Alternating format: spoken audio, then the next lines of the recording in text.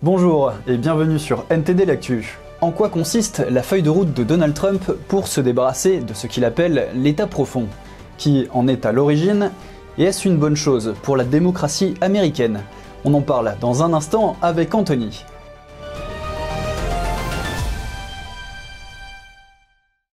Commençons tout de suite par un tour de l'actualité en France.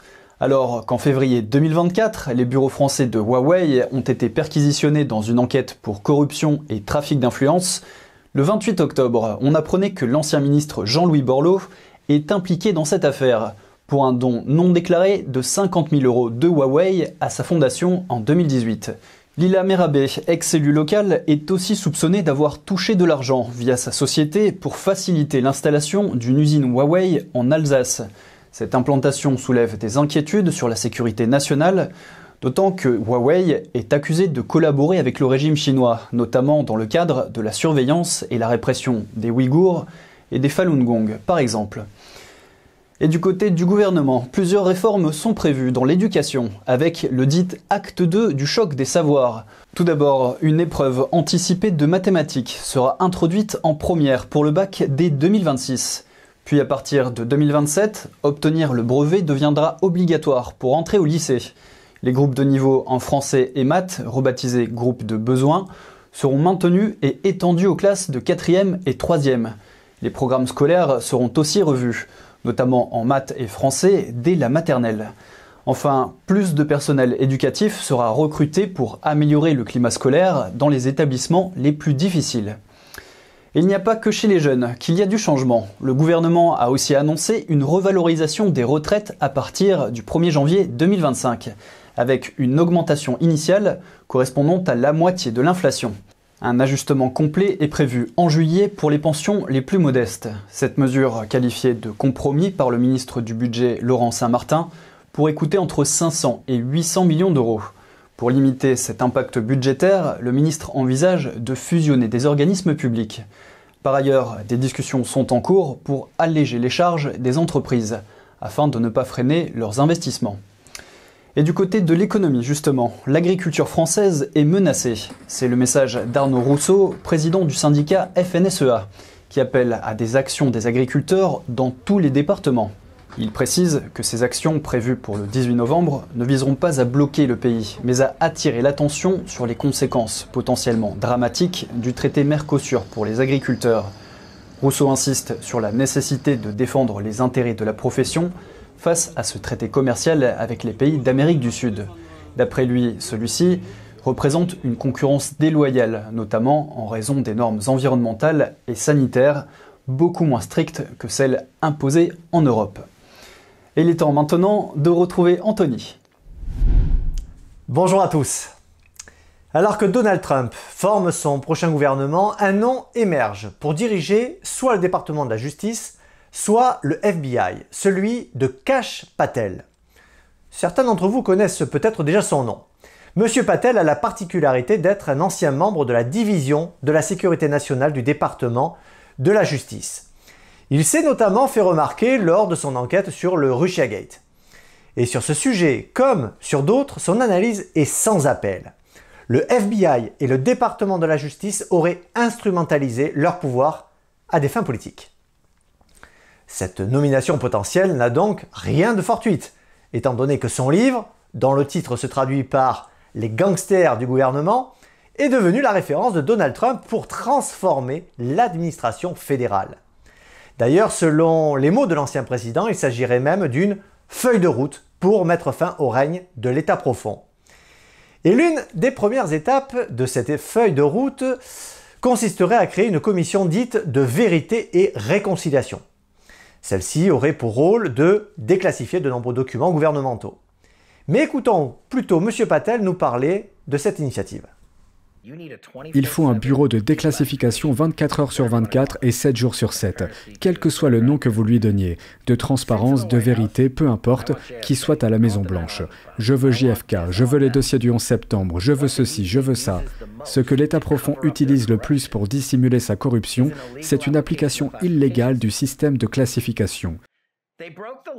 Ils ont enfreint la loi, ils ont enfreint la chaîne de commandement, ils ont enfreint toutes les règles en vigueur au FBI, ils ont utilisé le système judiciaire contre une cible politique qu'ils détestaient. Nous avons trouvé ces SMS et nous les avons enfin fait déclassifier dans leur intégralité lorsque je suis devenu directeur adjoint du renseignement national. Le monde entier les voit maintenant et peut les lire, et c'est la meilleure forme de transparence. Je veux que le peuple américain dispose de suffisamment de munitions de vérité pour que ce soit lui qui s'assure de la responsabilité de Washington. C'est comme ça que l'on verra un changement radical. Je sais que des gens comme moi seraient heureux de voir tel type ou tel tueur aller en prison pour avoir enfreint la loi. Mais ça ne suffira pas à réparer Washington. Vous ne le pensez pas? Pas du tout. Vous ne pensez pas que c'est une importante pièce du puzzle que de demander des comptes à ces personnes, les emprisonner ou peut-être plus?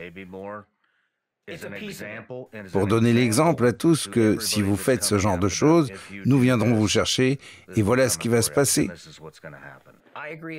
Je suis tout à fait d'accord pour dire que c'est un élément important, mais cela ne réglera pas le problème avec la personne suivante, à moins que vous ne puissiez combiner cet élément avec le fait d'éduquer l'Amérique pour que la boucle soit bouclée. Alors, que Kash Patel soit nommé ou non à un poste clé dans le prochain gouvernement Trump, les réformes qu'il envisage devraient de toute façon bouleverser le fonctionnement des agences fédérales américaines, que ce soit la fermeture du siège du FBI ou encore la déclassification massive d'informations sensibles. Elle marquerait un changement sans précédent dans l'histoire récente des États-Unis. Alors, évidemment, ces réformes ne plaisent pas à tout le monde. Les critiques craignent que ces mesures ne fragilisent les institutions démocratiques en politisant encore davantage le système judiciaire. Mais bon, on a du mal à voir comment plus de transparence au niveau institutionnel pourrait fragiliser la démocratie. D'ailleurs, à l'inverse, d'autres estiment que ces réformes sont nécessaires pour restaurer la confiance dans ces agences souvent accusées d'abus de pouvoir. Alors bon, quoi qu'il en soit, les prochaines semaines nous diront si ces propositions se concrétisent finalement. Et nous verrons bien assez tôt les éventuelles répercussions sur le paysage politique américain. Gabriel, c'est à vous. Merci Anthony. Et si vous aimez nos émissions, n'hésitez pas à vous abonner et à liker la vidéo. Cela pourra amener plus de personnes à découvrir nos émissions. Merci. Et le nouveau directeur de la CIA de Donald Trump sera finalement John Ratcliffe, anciennement directeur du renseignement national. Ratcliffe a été l'un des premiers à révéler le canular russe et la dissimulation de l'ordinateur portable de Hunter Biden. Il est aujourd'hui appelé à jouer un rôle clé dans la déclassification de certains secrets les mieux gardés de la nation, notamment les dossiers du 11 septembre, les dossiers JFK, les associés d'Epstein ou encore les participants aux tristement célèbres soirées de Didi. Et Donald Trump a aussi nommé Elon Musk, patron de Tesla et SpaceX, pour diriger un nouveau département de l'efficacité gouvernementale, en collaboration avec Vivek Ramaswamy, ancien candidat à la primaire républicaine. Leur mission est de réduire la bureaucratie et les dépenses inutiles du gouvernement fédéral sans créer un nouveau ministère. Le projet, qui devrait se terminer d'ici 2026, vise à économiser des milliards de dollars et à restructurer les agences fédérales. Musk a proposé cette idée à Trump pour s'assurer que l'argent public soit mieux utilisé. Cependant, des critiques soulignent que des coupes importantes dans les dépenses sociales seraient nécessaires pour atteindre ces objectifs ambitieux.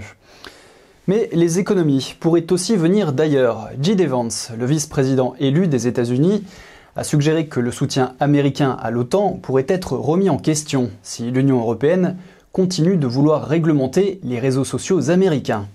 Lors d'une interview, il a évoqué une menace de lieu contre Elon Musk pour avoir réintégré Donald Trump sur les réseaux sociaux X.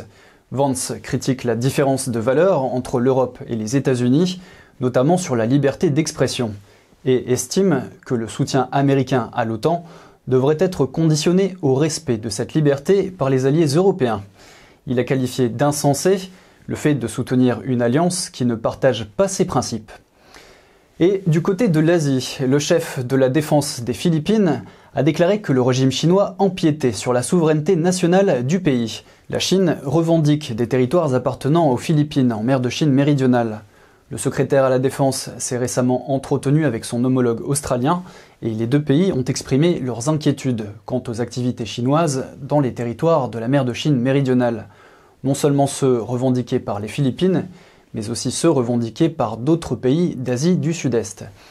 Il a déclaré que toutes les parties devaient agir conformément au droit international et à la charte de l'ONU et qu'elles ne pouvaient pas définir des règles dans l'intérêt égoïste d'un seul État. Le régime communiste chinois et les Philippines se sont affrontés à plusieurs reprises cette année en mer de Chine.